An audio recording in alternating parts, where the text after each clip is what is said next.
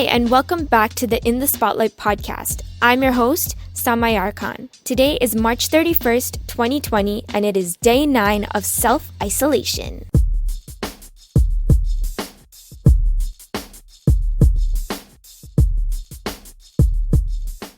So let's get into the news for today.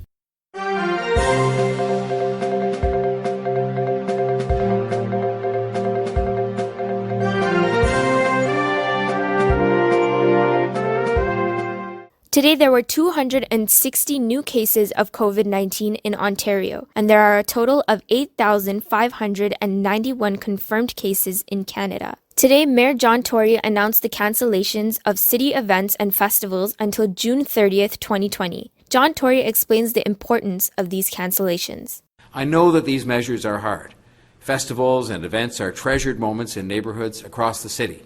But the sooner we heed the advice of our medical experts on a consistent and sustained basis, the sooner we can get back to the things that we all enjoy and love. If getting back jobs and incomes and festivals and sporting events and concerts is something that you are really looking forward to, then the closer we follow the direction of the Medical Officer of Health, the sooner that we will get all of those things back. Today, Premier of Ontario Doug Ford and Minister of Education Stephen Lecce announced school closures until May 4th.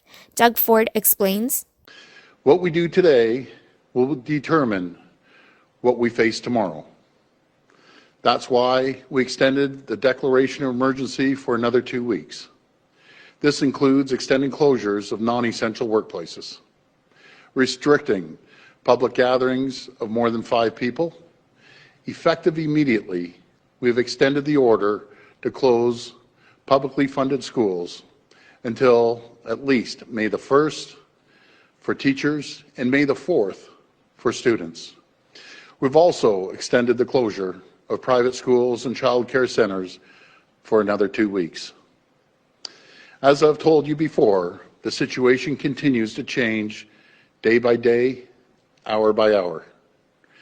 And in order to protect our children, I'm prepared to extend these closures even further if we have to." Stephen Lecce also announced the plan for e-learning for students moving forward. He explains, "Ensuring the reestablishment of teacher-led learning with specific expectations for students and teachers by grade.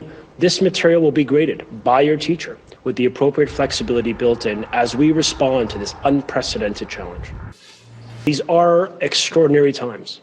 We're moving quickly with 2 aims in mind. The first, to keep your child safe, and the second is to keep them engaged in learning. And I know nothing about this situation is ideal. And we recognize the difficulty that parents will face as we go forward." And that was the news for today.